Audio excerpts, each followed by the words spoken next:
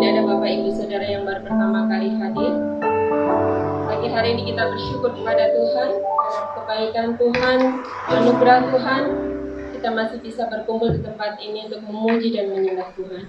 Mari Bapak Ibu Saudara, kita siapkan hati kita. Kita memberikan yang terbaik, ucapan syukur kita kepada Tuhan. Saya percaya Bapak Ibu Saudara diberkati oleh Tuhan pagi hari ini. Amin. Puji Tuhan.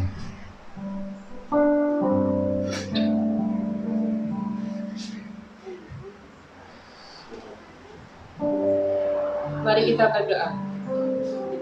Tuhan Yesus yang baik, pagi hari ini kami bersyukur kepada Engkau ya Tuhan, karena kasih setiamu, kebaikanmu, anugerahmu yang begitu luar biasa Tuhan, boleh kami terima pada pagi hari ini Tuhan.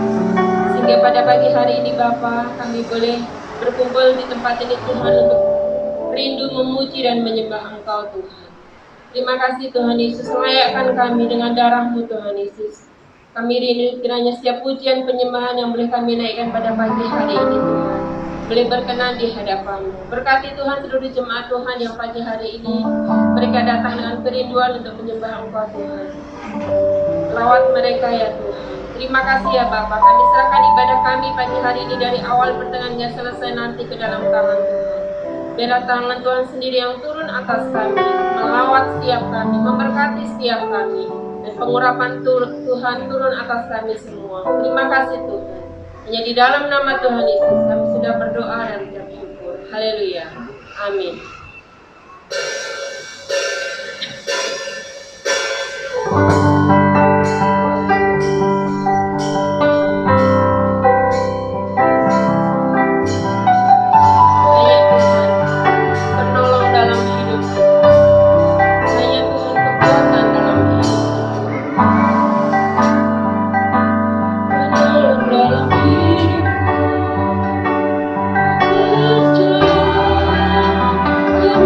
Goodbye.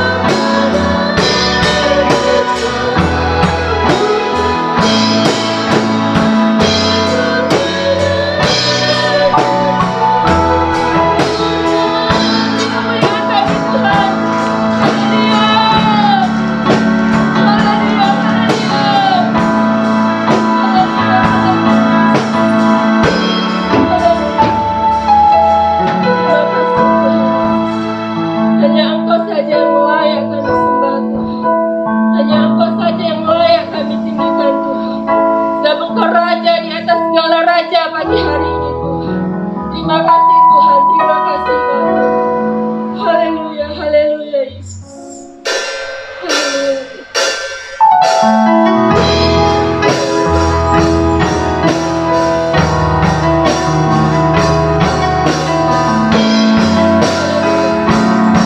Mari angkat tangan kita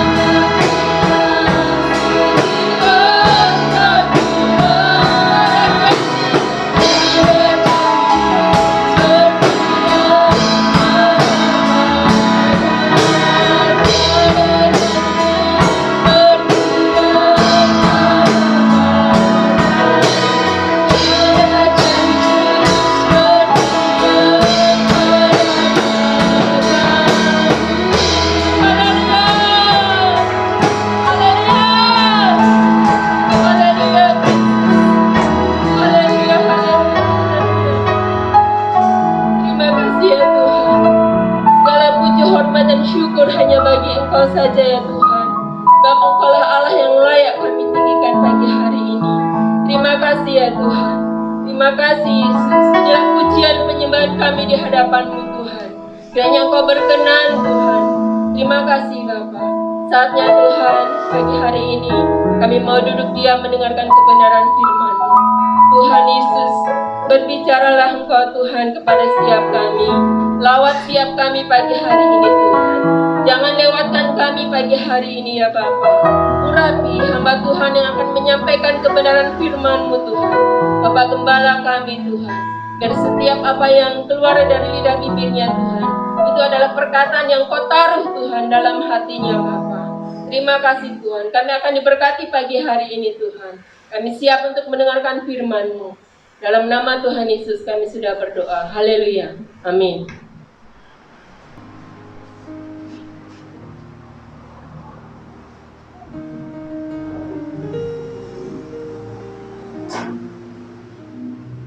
Puji Tuhan, haleluya.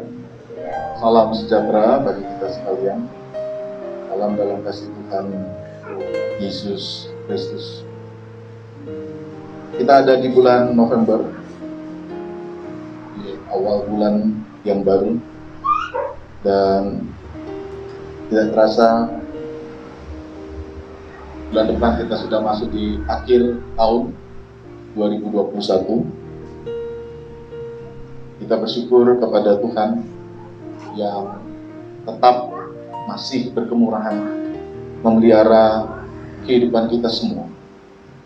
Kita bisa ada dan menikmati kebaikan Tuhan sampai hari ini. Puji Tuhan. Bapak, Ibu, dan saudara yang dikasihi Tuhan, saya akan ajak saudara untuk membaca dari kitab Ayub pasal 39.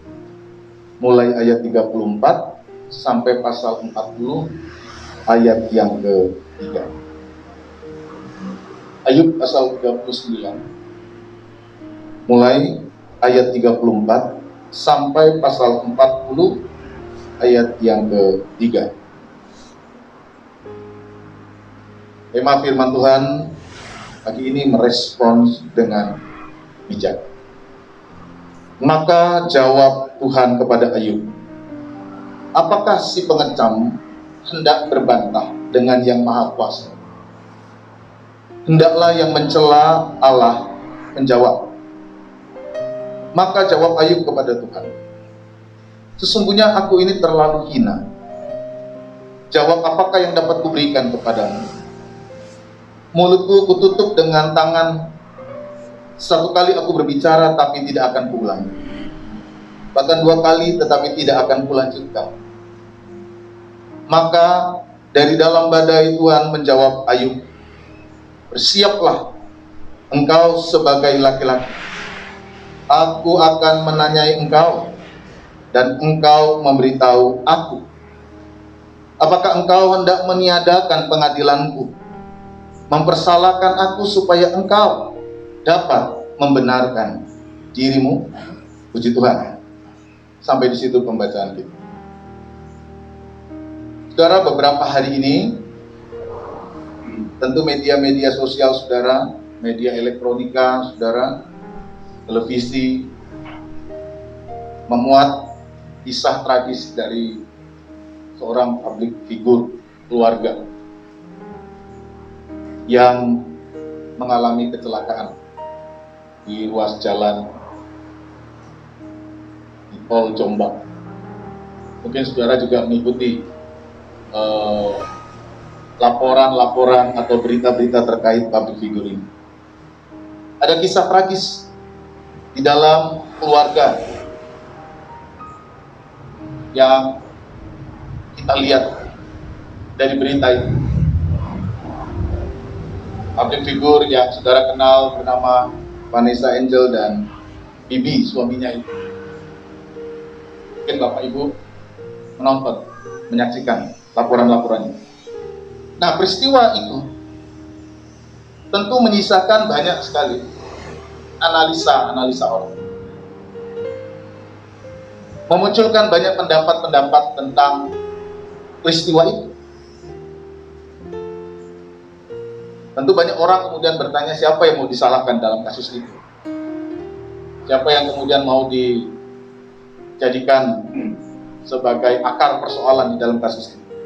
Ya mungkin banyak orang kemudian mulai mempertimbangkan supirnya yang membawa kendaraan. Lalu netizen ada juga yang melihat bagaimana dia sambil berkendara, sambil upload, dan macam-macam hal yang kemudian disampaikan oleh masyarakat. Nah, dari sekian banyak pertanyaan, saudara, kalau kemudian kasus itu, cerita itu didalami, maka akan muncul pertanyaan-pertanyaan lain. Pertanyaan seperti apa? Nah, pertanyaan-pertanyaan itu berkaitan dengan mengapa manusia menderita, dan bagaimana hubungannya dengan Allah di dalam kasus penderitaan atau kasus kecelakaan seperti itu. Tentu mereka yang memiliki pandangan teologis akan mulai memunculkan pertanyaan-pertanyaan tentang hubungan kasus itu dengan Tuhan, hubungan kasus itu dengan Allah. Sehingga kemudian orang mulai memunculkan banyak pendapat. Pertanyaan yang bisa muncul misalnya terkait dengan hal itu, mengapa Tuhan membuat semuanya itu terjadi? Nah, itu kan pertanyaan yang bisa muncul. Atau kalau lebih halus, mengapa Tuhan mengizinkan peristiwa itu terjadi? Mengapa Tuhan izinkan anak kecil yang baru umur 1 tahun harus ditinggal 2 orang tuanya?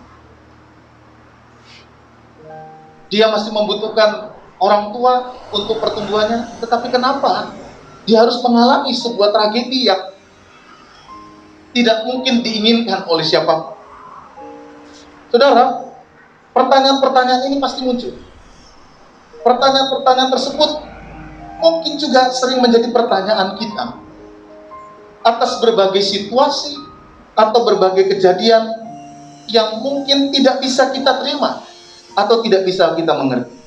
Seperti kasus public figure. Orang banyak bertanya dan orang banyak bingung. Mengapa ya bisa terjadi seperti itu? Nah, kalau kemudian kita yang menghadapi situasi seperti itu, kita juga bertanya, kenapa Tuhan izinkan persoalan ini terjadi dalam diri seseorang? Mengapa Tuhan izinkan masalah ini terjadi di dalam diri saya? Mengapa Tuhan izinkan persoalan ini terjadi dalam hidup keluarga? Dan sebagainya.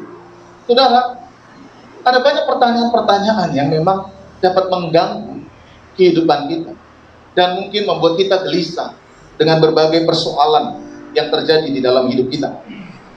Karena itu, mari kita coba untuk memperhatikan bagaimana sebenarnya Alkitab melalui kisah Ayub mencoba untuk menjelaskan dan memberikan pencerahan kepada kita tentang berbagai persoalan-persoalan di dalam hidup yang kadang-kadang tidak secara sederhana mudah untuk dijawab, mudah untuk didapatkan jawabannya ketika kita mempertanyakan pertanyaan-pertanyaan itu.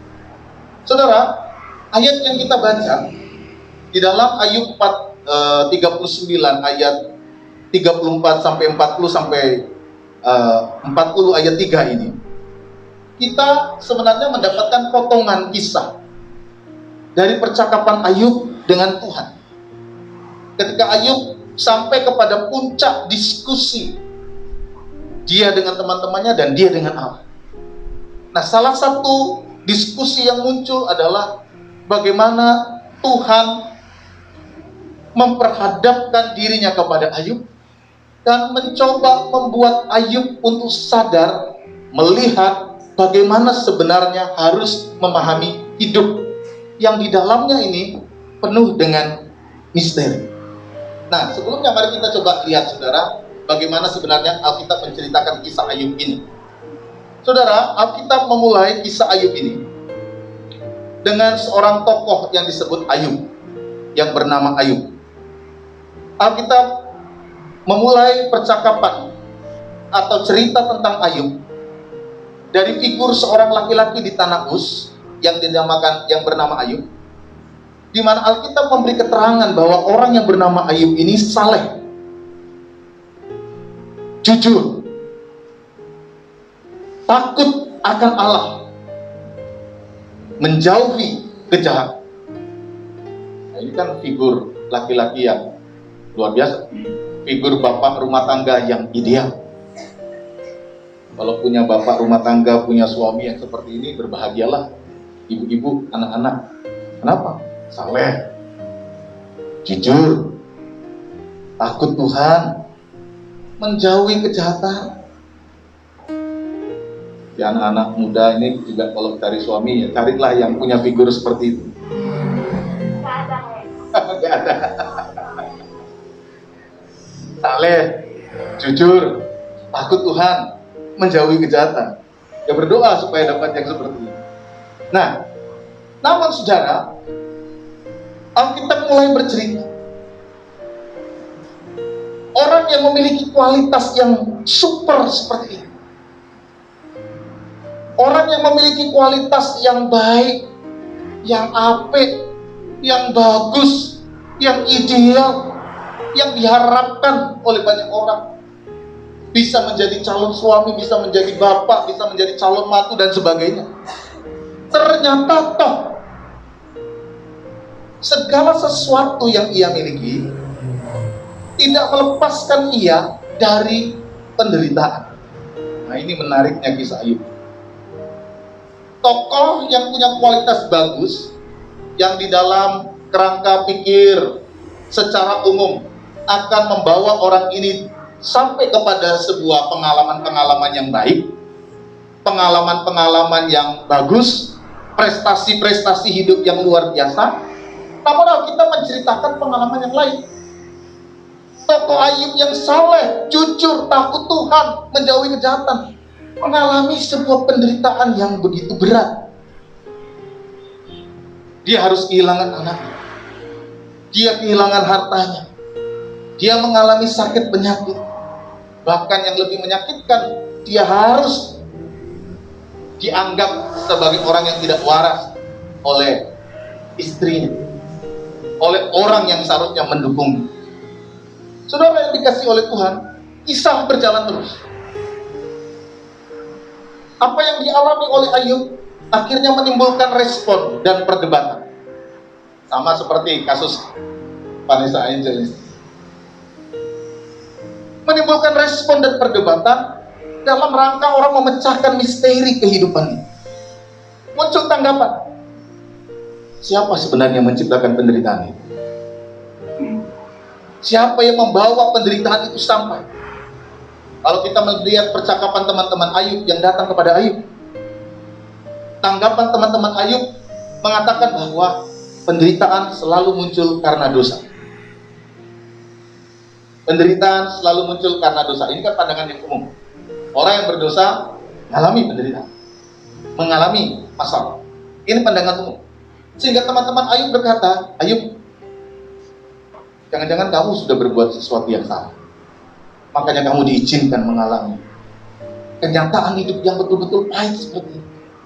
Sebab tidak pernah, dia berkata begitu, Tuhan akan membengkokkan kebenaran.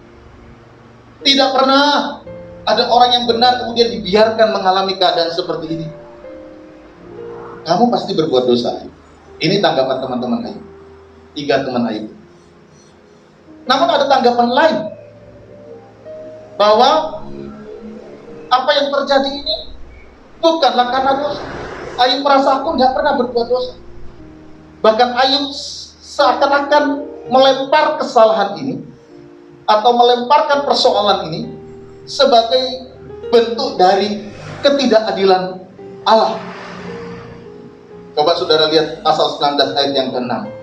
Dikatakan begini, ketika teman-temannya itu nyerocos, nyalain dia, Ayub berkata, insafilah bahwa Allah berlaku tidak adil terhadap aku dan menebarkan jalannya atas. Ayub sejenak melihat kemungkinan bahwa jangan-jangan Tuhan berlaku tidak adil dalam hidup. Dan yang seperti ini yang kadang-kadang kemudian membuat kita frustasi kan dalam hidup. Bertuhan, hidup yang baik, melakukan yang baik, beribadah, melakukan yang benar, ke gereja, melakukan hidup yang baik, tapi kok mengalami yang seperti ini? Sudah setia sama Tuhan, tapi kok belum berhasil? Sudah melakukan yang terbaik, sudah berusaha hidup yang benar, sudah takut akan Tuhan, tapi kok seakan-akan keadilan Allah tidak berlaku padaku. Saudara, ini sebuah keadaan yang memang tidak mudah. Dan Ayub berpikir, jangan-jangan Tuhan berlaku tidak adil kepadaku. Nah, saudara, di tengah kontroversi dua pandangan pendapat inilah sebenarnya kitab Ayub hadir untuk menjelaskan beberapa hal penting yang memang tidak sederhana, yang memang tidak mudah untuk dipecahkan dalam rangka memberikan jawaban bagaimana sebenarnya memahami kenyataan-kenyataan hidup yang seperti ini. Ini kan sesuatu yang agak sulit, sesuatu yang tidak mudah diterima. Bagaimana kitab Ayub mendudukkan persoalan ini sehingga kemudian kita sebagai pembaca, kita yang belajar dari firman Tuhan, memiliki sebuah pandangan hikmat yang penting untuk dimiliki oleh kita sebagai manusia yang hidup di tengah-tengah pergumulan yang kurang lebih sama seperti ini. Kita bertanya, loh kok bisa kita kena COVID? Loh kok bisa kita bisa sakit seperti ini? Orang juga bisa bertanya. Perasaan jaga-jaga makan, perasaan sudah jaga kesehatan, saya merasa sudah menjaga asupan saya dengan baik, lah kok masih bisa? Kadang-kadang pertanyaan ini bisa membuat kita frustasi. Nah, apa yang ingin disampaikan oleh kitab Ayub dengan bacaan yang kita baca tadi? Saudara, ada beberapa hal yang akan saya sharingkan kepada saudara pada pagi hari ini melalui pembacaan kitab Ayub. Yang pertama, saudara, kitab Ayub ingin menegaskan bahwa tidak semua penderitaan lahir dari sebuah kesalahan atau dosa. Kitab Ayub ingin menegaskan bahwa tidak semua penderitaan di dunia ini lahir dari sebuah kesalahan, lahir dari akibat dosa. Tidak semua. Tidak semua. Kita perlu tahu ini. Kita perlu mengerti. Tidak semua. Dan ini punya aspek pastoral penting untuk kita perhatikan. Bahwa tidak semua penderitaan lahir, persoalan yang muncul itu karena dosa. Contohnya apa? Kita Ayub. Ayub tidak melakukan hal yang salah, tapi toh dia mengalami hal-hal seperti itu. Bahkan kita pengkhotbah pun seakan-akan juga ingin menunjukkan kurang lebih persoalan-persoalan yang sama. Ayub ingin menegaskan secara jelas bahwa ada loh orang-orang yang mengalami penderitaan, tapi bukan karena ia berbuat dosa. Apakah ini bisa kita terapkan dengan orang-orang yang kadang-kadang mengalami kenyataan-kenyataan hidup yang pahit? Mungkin saja. Yang kedua, tidak semua penderitaan ini dapat ditemukan jawabannya. Ketika kita terobsesi untuk mencari seluruh jawaban-jawaban atas penderitaan ini, saudara harus sadar bahwa tidak semua penderitaan itu bisa ketahuan juntrungannya, penyebabnya, mengapa bisa begitu. Tidak semua. Ketika kita hanya terus berpikir, menghabiskan energi untuk mencari jawaban, kita akhirnya cuma lelah. Karena tidak semua penderitaan itu dapat ditemukan jawabannya dalam hidup ini. Saudara yang membaca kisah Ayub mengerti apa yang terjadi di alam atas, di dunia atas, ketika setan bercakap-cakap dengan Allah. Tapi Ayub kan tidak tahu. Kita yang tahu sebagai pembaca. Ayub tidak tahu. Alkitab ingin tunjukkan bahwa manusia itu kadang-kadang tidak mengerti apa yang terjadi dengan hidupnya. Tidak mengerti. Apa yang terjadi di alam dunia kita ini, ya begitu saja terjadi. Seperti apa? Apa yang menyebabkan? Kita tidak pernah tahu. Seperti Ayub yang akhirnya terlibat perdebatan dengan teman-temannya. Tidak pernah tahu. Sehingga temannya nyalakan Ayub. Ayub juga menuduh temannya, ngapain kamu menuduh-nuduh saya? Kedua-duanya salah. Karena memang tidak semua penderitaan, tidak semua pergumulan, tidak semua persoalan di dalam hidup ini dapat ditemui jawabannya. Kalau mau disebut hidup ini memang penuh misteri, ya. Ayub ingin tegaskan hal itu. Bahkan ketika Ayub bertemu dengan Allah di dalam pasal 38 sampai pasal yang ke-41, Allah bercakap-cakap dengan Ayub. Tidak satu pun keluar dari mulut Allah bahwa ini loh Ayub yang membuat engkau menderita. Enggak. Ayub membiarkan kisahnya sedemikian rupa tanpa ada kejelasan untuk menunjukkan bahwa memang kadang-kadang tidak ada jawaban untuk kita dapat memahami setiap persoalan di dalam hidup. Tidak selalu ada jawaban untuk setiap pertanyaan-pertanyaan penting dalam hidup terkait dengan penderitaan. Nah, karena dua hal tadi, karena penderitaan itu tidak selalu lahir akibat kesalahan, dan tidak semua penderitaan ini dapat diketahui jawabannya. Setiap masalah yang kita hadapi tidak selalu dapat kita ketahui jawabannya. Ayub kemudian ingin mengajak kita, seorang manusia, untuk perlu menanggapi setiap persoalan itu dengan rendah hati dan bijaksana. Alkitab ingin menegaskan seperti bacaan kita tadi. Biarlah kita masuk di dalam sebuah sikap kerendahan hati dan dengan sikap yang bijaksana. Karena perikop ini isinya adalah Ayub merendahkan diri di hadapan Allah. Semakin Ayub bertanya terus, semakin dia ada di dalam kebingungan. Tetapi ketika Ayub terus bertanya dengan apa yang terjadi, dia semakin bingung dan semakin tidak menyadari.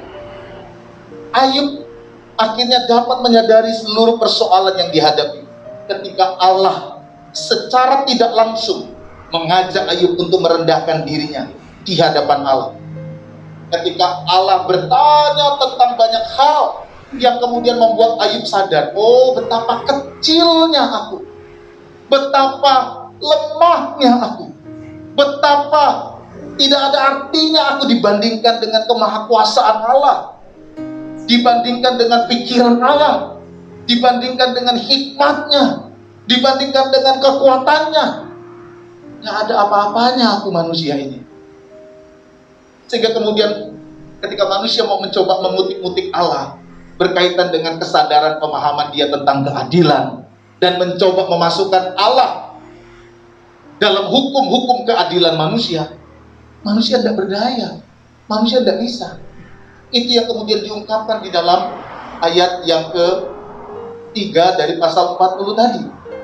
Apakah engkau hendak meniadakan pengadilanku, mempersalahkan aku supaya engkau dapat membenarkan dirimu? Kata Allah kepada Ayub. Apakah engkau akan meniadakan pengadilanku? Apakah engkau akan mendiskreditkan pengadilanku? Apakah engkau ingin berkata bahwa aku ini tidak adil menurut hukummu, menurut caramu berpikir? Ayub dibuat sadar, Ayub dibuat menyadari bahwa ternyata dalam menghadapi kehidupan yang memang penuh dengan tanda tanya, manusia perlu menanggapi setiap persoalan hidup itu dengan rendah hati dan bijaksana. Sadar bahwa tidak semua hal itu bisa dipahami oleh kemampuan berpikir manusia. Sadar bahwa tidak semua itu dapat dijawab oleh akal manusia. Nah, kesadaran itu membuat kita harus lebih rendah hati dan bijaksana. Apa yang muncul ketika orang kemudian mulai sadar, hidup dengan rendah hati, hidup dengan bijaksana dalam menghadapi kenyataan-kenyataan kehidupan yang seperti ini, yang tidak mudah untuk kemudian kita deteksi dan kita adili. Pertama, ketika kita sadar akan hal itu, maka kita jangan terlalu cepat dalam hubungan kita dengan orang lain. Jangan mudah terlalu cepat menyampaikan tudingan, melemparkan kesalahan, membuat tuduhan-tuduhan. Entah itu kita sampaikan secara halus, apalagi kasar. Ketika seseorang mengalami sebuah persoalan-persoalan itu, Karena apa? Karena tidak semua penderitaan ini akibat dosa. Tidak semua masalah yang kita alami ini karena dosa. Tidak semua persoalan ini dapat dicari jawabannya. Lah, kalau kemudian kita karena ketidaktahuan dan ketidakmampuan kita terlalu cepat menuding, berapa banyak orang yang akan terlukai oleh perkataan kita. Oh, jangan-jangan kamu bikin salah ya. Jangan-jangan kamu berdosa ya. Jangan-jangan kamu sudah melakukan hal-hal yang dilarang Tuhan. Jangan-jangan hidupmu tidak berkenan kepada Tuhan. Orang yang sudah mengalami kondisi penderitaan semakin terpukul, semakin susah. Ketika pendetanya tiba-tiba datang, bukannya memberikan kekuatan, tapi cuma memberikan tuduhan-tuduhan. Oh, kamu pasti berdosa. Oh, kamu pasti salah. Oh, kamu pasti melanggar. Oh, kamu pasti melawan firman Tuhan. Makanya kamu sekarang mengalami nasib seperti ini. Tentu saudara akan terluka. Tentu saudara pasti akan terluka. Nah, kalau saudara sekarang memposisikan dengan kasus yang seperti ini, orang kan bertanya, oh jangan-jangan tuh karena hukum tabur tuai. Oh jangan-jangan itu. Berapa banyak orang akan terluka dengan hal-hal seperti ini. Ya, orang bisa bebas aja berpendapat terhadap kejadian-kejadian ini. Tapi kita diingatkan oleh Alkitab bahwa tidak semua penderitaan terjadi karena dosa. Dan karena itu maka kita tidak boleh terlalu mudah, terlalu cepat menyampaikan tudingan, melemparkan kesalahan, baik yang secara halus atau terlebih-lebih dengan kasar kita mengatakan, oh, kamu pasti orang yang sudah bersalah, maka Tuhan memberikan hukuman, Tuhan memberikan kutukan kepada. Kehidupan yang bijaksana akan menolong kita untuk lebih mengerem mulut kita ini. Ayub katakan, lebih baik kamu diam daripada kamu menyampaikan sesuatu yang kamu tidak ketahui. Lebih baik kamu diam, karena penghiburanmu justru melukai hati orang. Pandangan-pandanganmu justru melukai mereka yang mengalami persoalan-persoalan. Yang kedua, saudara, sikap yang rendah hati dan bijaksana itu melahirkan sikap yang kita tunjukkan kepada Allah dengan tidak mudah menyalahkan Allah dan yang hanya sekedar menguras seluruh emosi dan air mata kita. Karena tidak semua persoalan ini dapat dicari jawabannya dengan tepat, maka kita tidak boleh terlalu cepat juga menyalahkan Allah.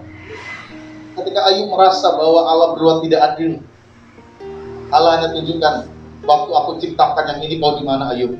Waktu aku menciptakan kaki-kaki langit, kau di mana Ayub? Ketika aku membuat ini, kau di mana Ayub? Kau mungkin belum lahir, kau mungkin belum ada. Artinya Tuhan ingin tunjukkan, kamu tidak bisa memikirkan banyak hal sebagai seorang manusia, dan engkau ingin membandingkan dirimu dengan Allah. Engkau tidak bisa menempatkan Allah di dalam hukum kemanusiaanmu. Apa yang dikerjakan Allah selalu harus sesuai dengan apa yang kau pikirkan. Tidak bisa. Yang dibutuhkan adalah sikap yang mau menundukkan diri, sikap yang mau kemudian merendahkan diri di hadapan Allah. Ini sebenarnya mau disampaikan oleh Allah. Kitab Ayub ingin mengajar, karena keterbatasan manusia itulah, maka seorang manusia perlu dengan rendah hati merendahkan hidupnya daripada hanya sekedar bertanya mengapa ini terjadi. Karena tidak semua hal dapat dijawab, tidak semua hal dapat ditemui jawabannya. Ketika Allah selesai berkata-kata kepada Ayub, pasal 42, Ayub kemudian berkata, aku tahu Tuhan bahwa tidak ada rencanamu yang gagal. Dulu hanya kata orang saja aku mengenal. Dulu hanya karena teologi saja, karena doktrin, karena pandangan-pandangan saya memahami Tuhan. Tapi sekarang saya belajar merendahkan diri, mengerti bahwa Engkau memang Allah yang tidak pernah dapat bisa dikotak-kotakkan atau dimasukkan dalam hukum-hukum kemanusiaan. Aku mencabut semua perkataanku dan aku merendahkan diriku di hadapan. Aku yang lemah, aku yang kecil ini merendahkan diriku di hadapan Tuhan yang Maha Besar. Hal penting ketika kita tidak lagi mampu menghadapi pergumulan dan menjawab setiap pertanyaan-pertanyaan penting dalam hidup. Mohonlah belas kasihan dan kekuatan kepada Allah. Bagaimana kita harus merespon setiap penderitaan, setiap tantangan yang mungkin kita tidak pernah tahu apa penyebabnya. Baiklah kita menghadapkan diri kita di hadapan Tuhan. Aku tahu bahwa Engkau Maha Besar. Mungkin aku tidak dapat mengerti setiap jalan-jalan. Mungkin aku tidak dapat mengerti setiap kehendak-Mu. Mungkin aku diliputi dengan berbagai macam pertanyaan dan kebingungan. Namun aku menghadapkan diriku kepadamu, merendahkan hidupku kepadamu. Dan ini yang sebenarnya diinginkan dan dimau oleh Tuhan. Rendahkanlah hatimu, sehingga engkau kemudian melihat bagaimana Allah memulihkan hidup. Jangan terlalu cepat bereaksi. Dan akhirnya reaksi yang kita munculkan salah. Seperti teman-teman Ayub. Di akhir kisah Ayub, dalam pasal 42, Tuhan marah kepada ketiga teman Ayub. Kamu telah berkata yang tidak benar tentang aku kepada hambaku Ayub. Padahal mereka semua belain Tuhan. Teman-teman Ayub itu belain Tuhan. Nggak ada yang nggak bela Tuhan. Kamu berkata yang salah tentang aku. Mintalah kepada Ayub supaya Ayub berdoa, karena hanya permintaannya lah yang akan kukabulkan. Kalau enggak, engkau akan tetap ada di dalam amarah. Tuhan marah kepada teman-teman karena salah dalam merespon, tidak bijak dalam merespon, sehingga yang dimunculkan hanya luka bagi Ayub. Namun ketika Ayub mengampuni mereka, Ayub berdoa buat mereka, kehidupan Ayub dipulihkan oleh Tuhan. Saudara, hidup ini berjalan maju. Kadang-kadang tidak banyak pertanyaan yang dapat kita jawab. Namun ketika kita dapat merespon dengan bijaksana, setiap tantangan, setiap persoalan, setiap pergumulan yang kita hadapi itu jauh-jauh lebih baik, jauh-jauh lebih berharga daripada sekedar kita hanya mencari jawaban dan melahirkan berbagai penghakiman serta tuduhan-tuduhan atas persoalan yang terjadi dalam diri kita. Responmu yang bijaksana menghadapi berbagai kondisi, tantangan kehidupan yang tidak mudah untuk dijawab, jauh lebih berharga. Tuhan, kalau saya toh tidak mampu memberikan jawaban dan tidak bisa mengerti, mencari jawaban atas setiap pertanyaan, tolong saya mampukan untuk dapat bersikap dengan baik menghadapi tantangan hidup. Tolong saya dimampukan untuk dapat menghadapi tantangan kehidupan ini dengan baik, sehingga kemudian saya dapat menghadapi pergumulan ini. Ini yang perlu untuk kita bangun dalam hidup kita. Ini yang perlu untuk terus kita bangun di dalam kehidupan kita, agar kita mampu membangun sebuah kualitas kehidupan yang jauh lebih baik, jauh lebih berkenan dan sesuai dengan kehendak Tuhan. Saudara, kiranya Tuhan menolong, Tuhan memampukan. Kita percaya jika Tuhan mengasihi, mencintai kehidupan kita, Dia akan melakukan terus hal-hal yang terbaik dalam hidup. Kita tidak mampu, kita tidak bisa. Rendahkanlah hidupmu dan biarkanlah tangan Tuhan yang membimbing dan menuntun. Biarkanlah tangan Tuhan yang menyertai dan menolong. Mungkin ada banyak pertanyaan, mungkin banyak persoalan yang hari ini ada di dalam benak dan pikiran saudara. Bagaimana saya harus menghadapi? Apa hal yang perlu untuk saya bangun dalam hidup saya? Apa hal yang mungkin perlu saya perbaiki dalam hidup saya? Kalau toh engkau belum bisa menemukan jawabannya, hadapkan dirimu kepada Allah dengan rendah. dan responilah hidup ini dengan bijaksana, dengan hikmat yang datang dari Tuhan, dengan kerendahan hati, maka Tuhan akan menuntun langkah demi langkah, setapak demi setapak. Tuhan akan tunjukkan bagaimana caranya untuk bersih. Tuhan tidak kasih tahu Ayub apa menjadi penyebabnya setiap persoalan yang Ayub hadapi, tapi Tuhan memberikan petunjuk bagaimana engkau harus bersih. Tuhan tidak kasih tahu apa yang membuat Ayub menderita, tapi Tuhan memberi petunjuk, ini yang harus kau sikapkan, ini yang harus kau lakukan, ini yang kau harus tunjukkan, ini yang kau harus lakukan. Dalam respon yang benar akan menolong kita menghadapi berbagai tantangan dan pergumulan yang kita hadapi. Tuhan kiranya memberkati kita sekalian. Bapak, Ibu, dan Saudara yang dikasihi Tuhan, mari kita siapkan hati kita untuk masuk dalam perjamuan Tuhan. Saya undang Bapak Ibu semua bangkit berdiri. Kita akan naikkan satu pujian yang berkata, salibnya, salibnya teramat mulia. Dan biarkanlah hidup kita arahkan sungguh-sungguh kepada Tuhan. Kita mohon Tuhan berkarya dalam hidup kita. Ingatlah akan kasih setia Tuhan. Ingatlah akan cinta Tuhan. Dia tidak akan pernah meninggalkan saudara. Seberapa berat, seberapa besar tantangan yang kau hadapi, Tuhan akan bersama denganmu. Naikkan pujian, salibnya, salibnya, dan beri hatimu untuk terarah kepada salib Yesus. Haleluya. Salibnya, salib.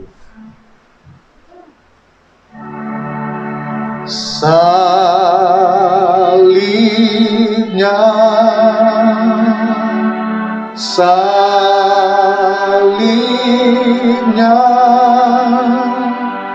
teramat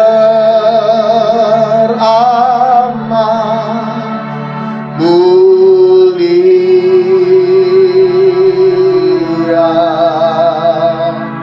dosaku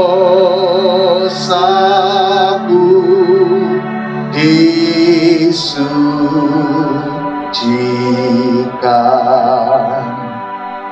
oleh darah Yesus. Salibnya, salibnya, salibnya, arahkan hatimu, teramat mulia,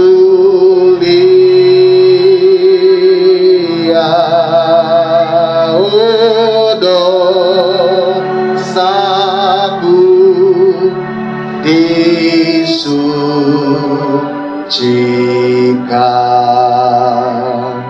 oleh darah Yesus. Biar musik naikkan pujian ini, salibnya, salibnya. Mari kita hadapkan diri kita kepada Tuhan. Mari kita hadapkan diri kita sungguh-sungguh kepada Allah. Mari kita arahkan hati kita kepada Tuhan. Mohon belas kasihan Tuhan, mohon anugerah Tuhan atas setiap kehidupan kita. Mungkin banyak pergumulan yang Bapak Ibu sedang hadapi hari ini. Pertanyaan-pertanyaan penting dalam hidupmu yang belum dapatkan jawaban. Hadapkanlah dirimu dengan kerendahan hati kepada Tuhan, dan biarkanlah darah Kristus berkarya bekerja atas hidupmu. Biarkanlah cinta Tuhan mengingatkan kepadamu bahwa Dia tidak pernah meninggalkan engkau, bahwa Dia tetap mengasihi engkau, bahwa Dia tetap akan beserta dengan engkau sampai kapan. Naikkan pujian ini sekali lagi dan kita akan masuk di dalam doa. Salibnya, arahkan hatimu kepada Tuhan. Salibnya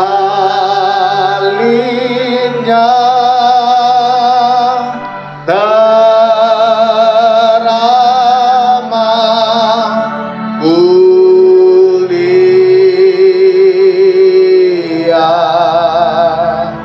dosaku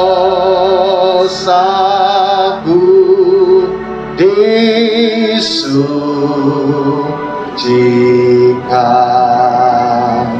Oh, leda Yesus, dosaku disucikan, dosaku disucikan.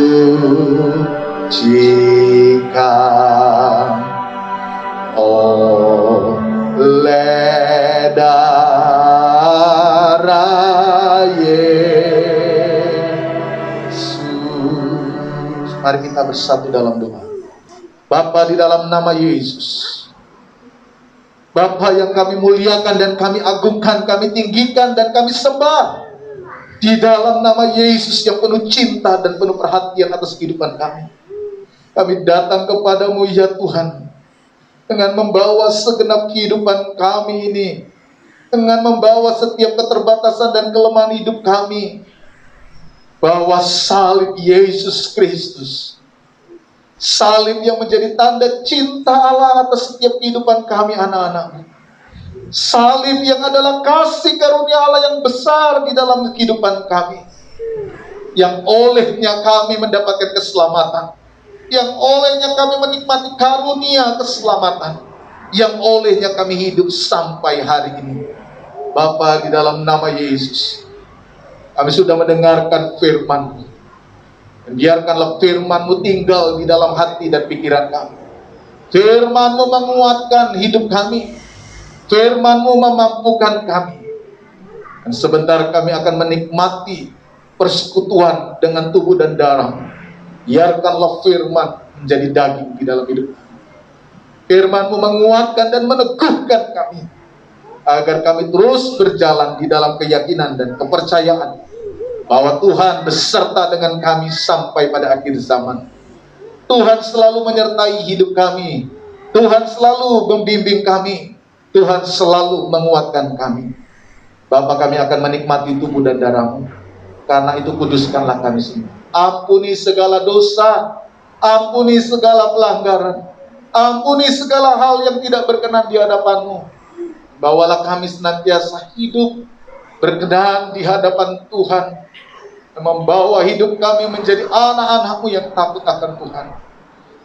Tuhan, kuduskan tangan hamba-Mu yang akan melayankan pelayanan perjamuan ini.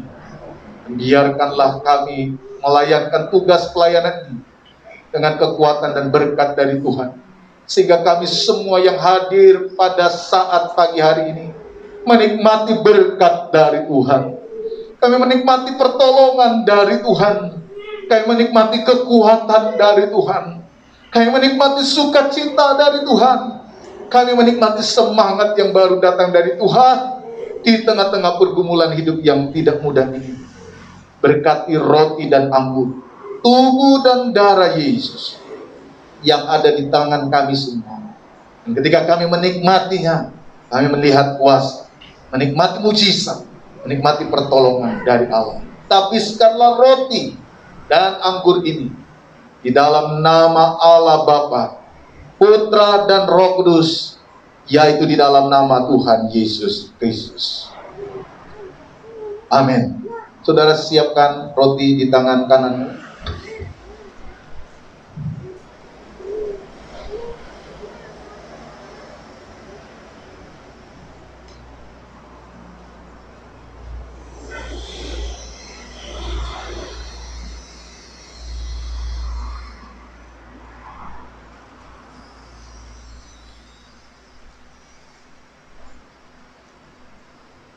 Angkatlah roti di tangan kanan saudara. Hormati tubuh dan darah Tuhan. Dan dengarkanlah firman Tuhan sebelum kita memakan. Sebab apa yang telah kuteruskan kepadamu, telah aku terima dari Tuhan, yaitu bahwa Tuhan Yesus pada malam waktu ia diserahkan, mengambil roti, dan sesudah itu ia mengucap syukur atasnya. Ia memecah-mecahkannya dan berkata, inilah tubuhku yang diserahkan bagi kamu. Perbuatlah ini menjadi peringatan akan aku. Mari kita makan roti dengan iman dalam nama Tuhan Yesus Kristus. Berkat atas kita. Makan.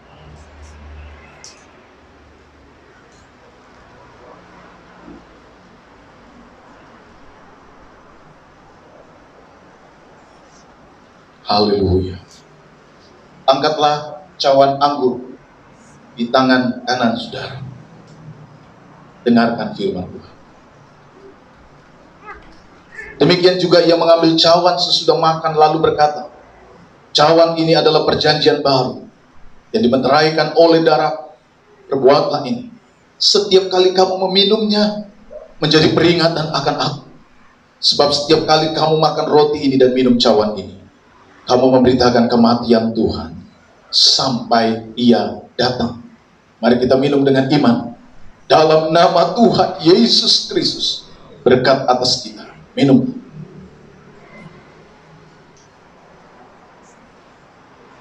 Haleluya. Haleluya. Haleluya. Kita angkat pujian. Darahmu Yesus sucikan daku. Haleluya. Darahmu Yesus sucikan daku. Darahmu Yesus sucikan daku. Darahmu Yesus bebaskanku.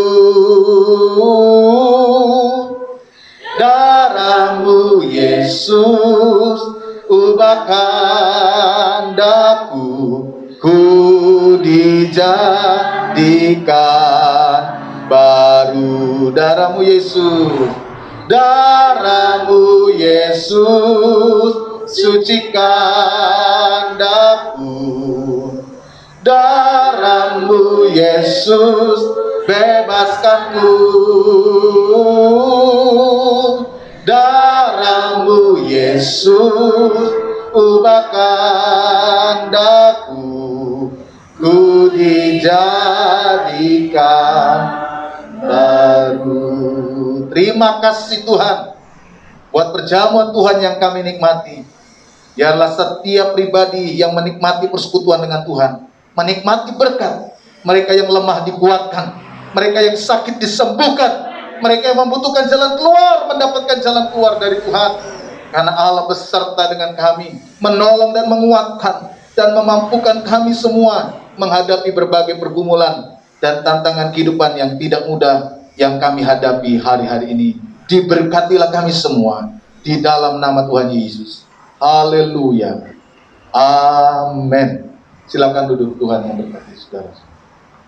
Puji nama Tuhan, kita sudah boleh mendengarkan firman Tuhan, kita juga sudah boleh mengikuti perjamuan kudus. Saya percaya jemaat Tuhan boleh diberkati oleh Tuhan. Amin. Sebentar kita akan memberikan yang terbaik kepada Tuhan melalui persembahan. Namun kita akan berdoa terlebih dahulu. Bapak Ibu Saudara boleh dipersiapkan. Terima kasih ya Tuhan, kami bersyukur Bapa karena Kau sungguh baik Tuhan. Bagi kami Tuhan kasih-Mu begitu luar biasa Tuhan. Tidak ada alasan untuk tidak kami mengucap syukur kepada Engkau Tuhan. Karena kasih-Mu yang senantiasa Engkau berikan dalam hidup kami selalu baru dan baru Tuhan. Terima kasih Tuhan Yesus buat firman-Mu yang menguatkan setiap kami pagi hari ini Tuhan, yang sudah boleh kami dengar.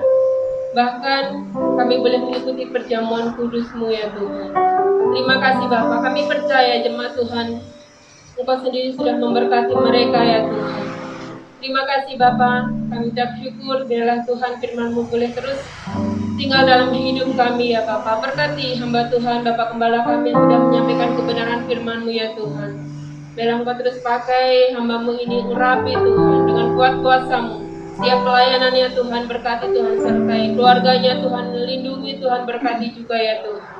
Terima kasih ya Bapa, biarlah Engkau terus pakai hamba-Mu ini lebih lagi agar setiap pelayanannya boleh jadi berkat dan nama Tuhan dipermuliakan. Terima kasih ya Tuhan. Sebentar kami akan memberikan yang terbaik Tuhan lewat harta yang Tuhan sudah berikan dalam hidup kami. Kiranya Tuhan kuduskan, sucikan, layakkan Tuhan. Sehingga melalui persembahan ini Tuhan Kau boleh berkenan Tuhan. Dan persembahan ini boleh dipakai Tuhan untuk kemuliaan nama-Mu. Terima kasih Bapa. Terima kasih Tuhan. Kami percaya ketika kami memberi dengan sukacita, Tuhan sendiri yang akan membalasnya bagi kami berlimpah-limpah ya Tuhan. Terima kasih Bapa. Hanya dalam nama Tuhan Yesus kami sudah berdoa. Haleluya. Amin. Bapak Ibu Saudara, seperti pengumuman minggu yang lalu, bahwa persembahan mulai minggu ini ada tambahan, yaitu untuk menyokong pelayanan Natal dan Tahun Baru. Jadi nanti ada persembahan kolektor dan persembahan khusus Natal. Bisa Bapak Ibu Saudara masukkan di kotak di depan yang sudah tersedia.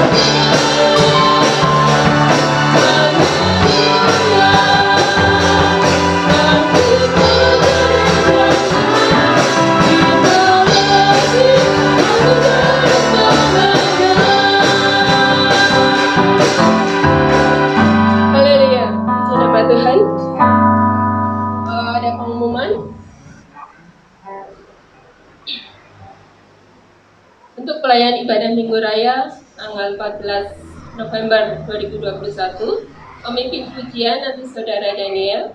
Untuk singer Saudari Fendi, maaf berperan karena Saudari Glory minggu depan tidak bisa bertugas, jadi berperan dengan Mas Fendi.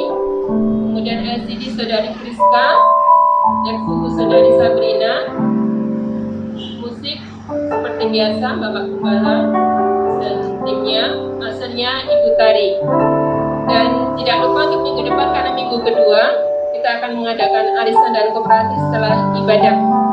Ya, Bapak Ibu Saudara, kita akan mengakhiri ibadah kita pada pagi hari ini.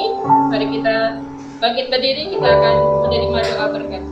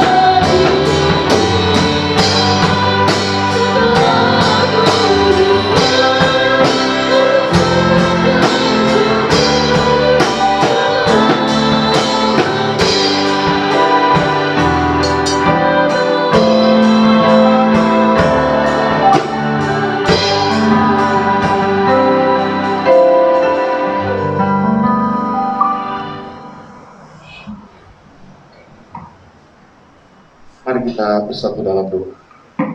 Di akhir ibadah kami pagi ini, kami menaikkan syukur karena berkat-berkat Tuhan yang luar biasa, yang tidak pernah habis-habisnya, mengalir terus dalam hidup kami anak-anak. Orang yang percaya dan berharap padamu, kami dimampukan sampai hari ini. Ini semua karena kasih, kemurahan, anugerah, kesetiaan Tuhan dalam hidup kami. Kami berterima kasih buat berkat-berkat-Mu yang menolong kami dapat bisa beribadah pagi ini. Kami bersama-sama memuji, memuliakan, menyembah, dan mengagungkan nama Tuhan. Kami dapat memuji dan memuliakan Engkau dan membawa hati kami untuk senantiasa tertuju padamu. Terima kasih buat kehadiran anak-anak-Mu.